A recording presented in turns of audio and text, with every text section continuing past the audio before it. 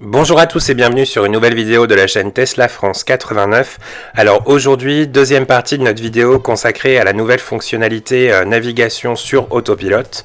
La partie plus positive, Tout à l'heure, on avait fait une vidéo sur les flops entre guillemets. Je vais vous la mettre en lien là dans le haut si vous l'avez pas vu.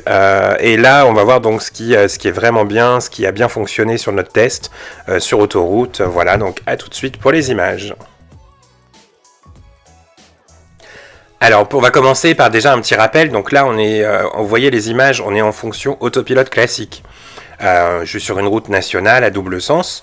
Vous voyez autour du véhicule, donc sur l'écran central de la voiture, on a deux lignes blanches, donc qui sont en fait les côtés de la voie sur laquelle je me trouve. Et l'autopilote est engagé. On voit le petit volant bleu au niveau de l'écran en haut à gauche, qui indique en fait que voilà le véhicule il maintient le cap au niveau de la file. Donc s'il y a un virage, elle va tourner toute seule. Et puis si aussi elle maintient la vitesse du véhicule constante. Donc là c'est limité à 80 km/h, vous voyez elle est à 83, c'est calé comme ça. S'il y a un véhicule devant qui traîne un peu, du coup elle va ralentir toute seule pour se caler sur sa vitesse à lui et respecter une distance de sécurité entre guillemets. Et si le véhicule s'en va ou réaccélère, elle va réaccélérer pour se recaler à la vitesse maximum qu'on lui a demandé d'atteindre. Donc ça c'est vraiment on va dire l'autopilote basique entre guillemets. Je dis basique entre guillemets parce que c'était déjà incroyable pour moi quand on a eu notre Tesla il y a 3 mois maintenant. Voilà, cette fonctionnalité c'était déjà un super truc. Et là avec la dernière mise à jour qu'on vient d'avoir, donc on a ce qu'on appelle la navigation sur autopilote. Avec donc des fonctionnalités supplémentaires. Donc toujours ce système-là, par contre, qui sera amélioré au niveau de tout ce qui est autoroute et voie express avec au minimum 2 fils. La voiture va suggérer de dépasser quand il y a besoin de dépasser. Par exemple, quand il y a un véhicule qui avance à une vitesse insuffisante devant nous, et la voiture va aussi changer d'autoroute ou de bretelle s'il y a besoin automatiquement, et quitter l'autoroute toute seule. Donc c'est ce qu'on va voir en image tout de suite. Donc là vous voyez, on est en train de s'insérer sur l'autoroute. Donc c'est moi qui conduis, il n'y a aucune assistance, il n'y a rien qui est en route, ni l'autopilote classique, ni la navigation sur autopilote, et ni le régulateur de vitesse adaptatif non plus. Donc voilà, je m'insère tranquillement, je vais engager l'autopilote en donnant 2 coups vers le bas avec le commodo qui se situe à droite du volant. On va voir ça tout de suite. Alors, un petit peu de patience, voilà, donc là c'est l'autopilote classique qui s'est mis en route, et j'ai pas la navigation sur autopilote qui s'est déclenchée. La navigation sur autopilote, vous verrez, c'est au niveau de GPS, voilà, là je vais taper dessus, j'ai raté le bouton, voilà, et là j'ai enclenché la navigation sur autopilote. Alors vous voyez au niveau de l'écran c'est assez surprenant, la voiture elle propose tout de suite de changer de fil et de se mettre sur la voie du milieu. C'était l'espèce de petite courbe grise qu'on voyait et il faut juste en fait mettre un petit coup de clignotant pour confirmer et puis pour valider la proposition qu'elle nous fait. Donc je l'ai pas fait, ça l'a annulé parce que moi j'aime pas rouler au milieu de l'autoroute pour rien. En plus dans les commentaires il y a quelqu'un qui nous a montré que effectivement c'est amendable en plus si on roule au milieu et qu'il n'y a pas de raison particulière pour qu'on n'utilise pas la file de droite. Donc là je suis sur la file de droite tranquillement, voilà, on roule. Vous voyez aussi qu'il n'y a plus les traits bleus de chaque côté du véhicule, maintenant c'est un unique trait bleu au centre qui indique que la navigation sur autopilote est en route. Idem, on a aussi le bouton bleu navigation sur autopilote qui est en route. Et là vous voyez d'ailleurs ça vient de se désenclencher. Alors ça nous a mis ça en disant qu'en fait, problème de conditions météo et la navigation sur autopilote indisponible. Peu de temps après, ça s'est remis en route, tout seul. Il y a eu un petit bug. Alors comme on me l'a fait remarquer sur ma vidéo sur les flops, c'est effectivement une fonctionnalité qui est encore en version bêta. Maintenant elle est quand même déployée sur les véhicules, donc j'imagine qu'au niveau de la sécurité on est quand même au point. Mais voilà. Là j'ai rapproché un peu la caméra de l'écran pour montrer qu'il y a en plus le petit volant bleu au niveau des prochains événements que l'autopilote va faire seul. Ça aussi c'est quelque chose de nouveau, c'était pas présent avant et là ça correspond à des changements, à des bifurcations sur l'autoroute que la voiture va donc faire toute seule et on verra ça un peu plus tard. Je vais vous montrer justement. Donc là on continue à rouler tranquillement. toujours sur l'autoroute, je suis sur la voie de milieu, ça me plaît pas, donc je vais mettre un petit coup de clignotant pour la forcer à se rabattre, et là vous voyez, hop, elle s'est rabattue. Donc ça c'est moi qui ai été obligé en fait de lui dire, parce que voilà, comme je vous disais, quand on double un véhicule sur l'autoroute, bah, elle a tendance à vouloir rester au milieu, ou même à demander à être au milieu, alors que bon, pour moi c'est pas une habitude que j'ai envie de prendre, donc je me suis remis, on a toujours le contrôle en fait, hein. Si on veut, on met un coup de clignotant, et elle va déboîter, comme quand avant on était en autopilote et qu'on faisait le changement de fil classique. Là, elle fait que suggérer pour le moment. Alors aux États-Unis, si je me trompe pas, elle suggère pas, hein. Elle déboîte toute seule quand il y a besoin de déboîter. Ensuite, on a ce qu'on appelle, là on a un véhicule qui est devant, qui est encore loin, donc elle propose pas de déboîter pour le doubler parce qu'il nous gêne pas dans notre trajet, on va dire. Mais au niveau des réglages, on a plusieurs sensibilités. On peut mettre doux, moyen ou Mad Max. Ça c'est en fait la tolérance que la voiture va avoir au ralentissement qui pourrait être généré par un véhicule qui nous précède. Donc par exemple, vous voyez là, ma vitesse elle est à 133 km/h. Si devant j'ai un véhicule qui est à 128, elle va pas proposer de dépasser si on est en doux. Pour elle, 128, voilà, on accepte de baisser un petit peu notre vitesse. C'est un aléa, ça mérite pas de déboîter. Enfin voilà, chacun sa manière de conduire. On peut aussi se caler un petit peu de temps en temps. Et puis si la voiture après sort de l'autoroute ou des choses comme ça, eh ben on reprendra notre vitesse classique à 133 sans problème. Après, on a la fonctionnalité donc doux, moyen ou Mad Max. Et en Mad Max, là, il n'y a aucune tolérance. Dès que le véhicule devant nous fait un petit peu ralentir, elle va proposer tout de suite de déboîter pour dépasser le véhicule. Évidemment, si c'est possible, hein. Il y a tout le système de contrôle des angles morts. Elle contrôle s'il n'y a personne à gauche. Voilà, il y a tous les contrôles qui sont en route. Donc là, volontairement, avec la petite molette sur le volant, j'ai augmenté la vitesse de la voiture pour qu'on puisse doubler quelqu'un quand même pour vous montrer. Donc j'ai pris des risques inconsidérés, vous voyez. Je suis à 136.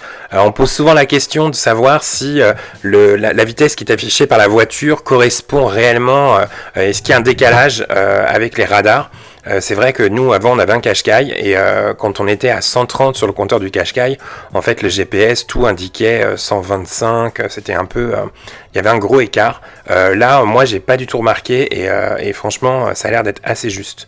Là, vous voyez, le véhicule, en fait, maintenant, on est à 130, alors c'est pas moi qui ai ralenti, c'est qu'elle est en train de se caler au véhicule de devant. Donc là, on tombe à 129 et j'attends qu'elle me propose de déboîter, ce qu'elle ne fait pas pour le moment.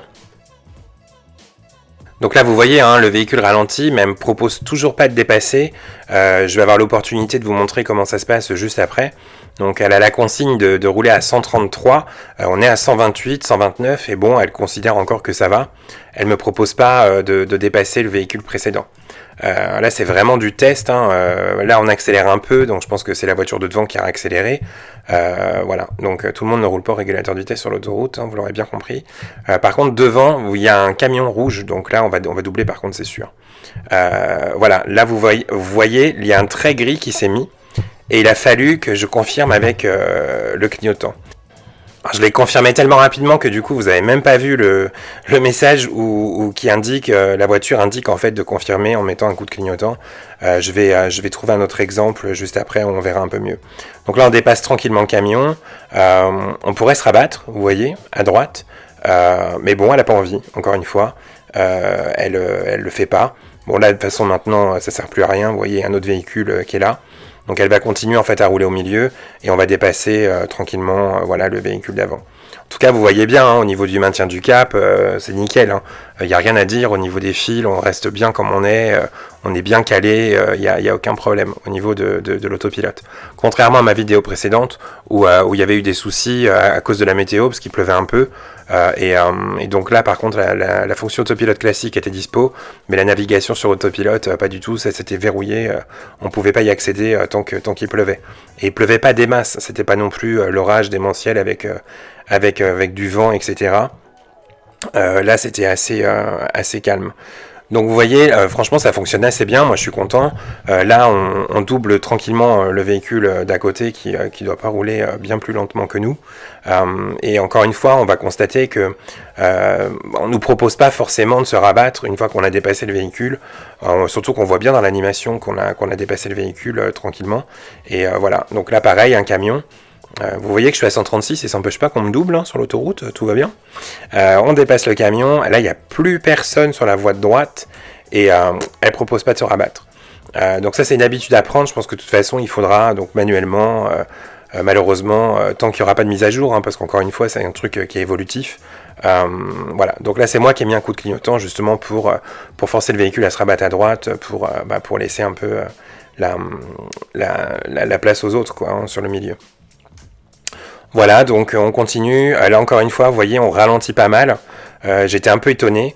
Voilà, il a fallu qu'on soit à presque 115 km/h pour que la voiture propose de dépasser le véhicule qui se trouve devant. On va changer du coup le réglage parce que j'étais en doux. Donc vous voyez dans le menu autopilote, on a réglage du autopilote, on était en doux, on va se mettre en Mad Max. Donc là normalement, elle est insupportable. Elle a plus aucune tolérance, et donc si quelqu'un n'avance pas devant nous, elle va le doubler dès qu'elle peut. Donc on va voir comment ça se passe sur la suite. Encore une fois, retour sur la file de droite. Et alors là, un autre exemple, on arrive sur une portion d'autoroute où on passe de 3 voies à 2 voies. Donc les deux voies de gauche vont fusionner. J'ai fait exprès de me mettre au milieu parce que je voulais vous montrer un peu comment ça se passe. Il y a un moment où il n'y a plus de pointillés, donc à ma gauche, et on va rejoindre la ligne blanche du terre-plein central.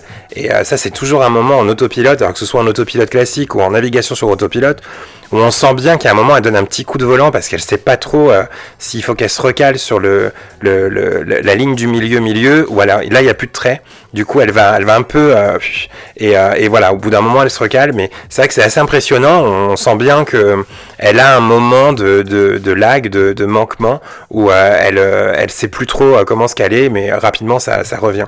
Mais c'est vrai que ça nous arrive même aussi dans notre coin, on a une départementale où il y a un moment deux voies et qui après redeviennent une seule voie. Et ça, c'est pas un truc qu'elle aime trop faire. Donc c'est vrai qu'on se dit que quand il y aura quand même pour la conduite autonome à 100%, il y a encore du chemin parce que elle gère, mais des fois c'est un peu surprenant. Voilà, on va bientôt s'y arriver à donc une bifurcation sur l'autoroute. Il y a un moment où l'autoroute se sépare en deux. Moi, je dois emprunter les 2 fils de gauche et il y aura 2 fils à droite pour aller ailleurs. Et je vais faire exprès de me mettre à droite pour l'embêter, de rouler sur la file de droite en lui mettant des coups de clignotant avant pour qu'on soit bien à droite, et sachant qu'il faut qu'on aille chercher une des 2 files de gauche, pour voir comment ça se passe, comment elle le demande, est-ce qu'elle le fait toute seule, voilà, donc on va voir ça tout de suite. Alors juste avant là ce que je viens d'annoncer, juste je vous montre, on a un exemple encore où le véhicule sur la file de droite roule pas suffisamment vite, et je suis assez étonné parce qu'on est en mode Mad Max, donc normalement elle devrait pas tolérer beaucoup de ralentissement, et encore une fois il va falloir que la voiture elle ralentisse quand même pas mal.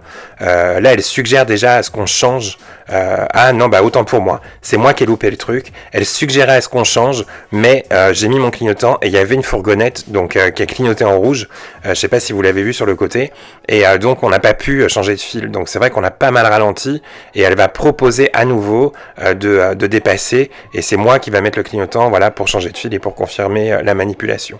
Mais non, quand je revoyais les images, j'avais l'impression qu'en fait on avait beaucoup ralenti. Là voilà, on va arriver sur le passage où on va bifurquer en fait d'autoroute, et donc j'ai fait exprès de me mettre sur la mauvaise voie, et vous voyez là le message, on n'arrive pas très bien à lire, mais elle demande de confirmer le changement de fil pour suivre l'itinéraire. Un petit coup de clignotant et hop, on va se mettre donc sur la bonne voie pour bien pouvoir emprunter une des 2 files de gauche qui va nous servir donc à bien emprunter la bonne autoroute par la suite. Elle a vachement anticipé d'ailleurs le changement. Parce que là vous voyez elle m'a fait déjà me mettre sur les bonnes files, sachant que c'est au niveau des panneaux bleus là au loin, c'était pratiquement 2 voire 3 km avant vraiment que l'événement se produise. Donc ça par contre vraiment nickel, bravo, c'est super fluide. Déjà que moi il y a 15 ans on va dire, quand les GPS sont arrivés, ça m'a vraiment débloqué, enfin c'est vraiment une invention incroyable parce qu'on peut aller où on veut, on n'a pas trop besoin de préparer le trajet, et on n'est jamais perdu entre guillemets.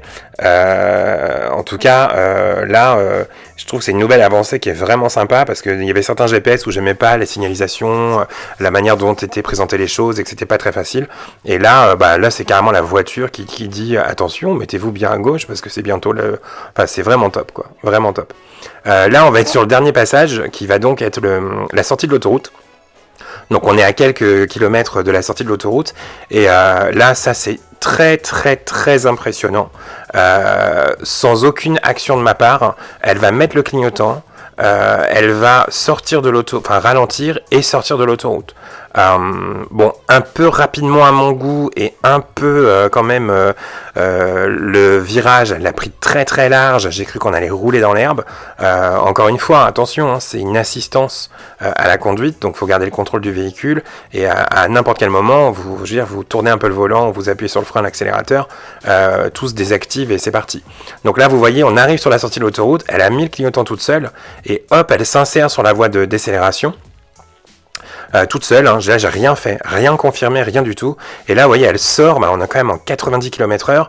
Et alors là, regardez la ligne blanche sur le côté, enfin, on a roulé à gauche de la ligne blanche parce qu'il y a des petits cailloux et on entend les petits cailloux qui partent un peu dans tous les sens. D'ailleurs, je vais vous remettre ce passage avec le son, vous pourrez vous moquer en plus dans la barre des commentaires, c'est super cool. Mais vous verrez qu'on a eu un peu peur quand même.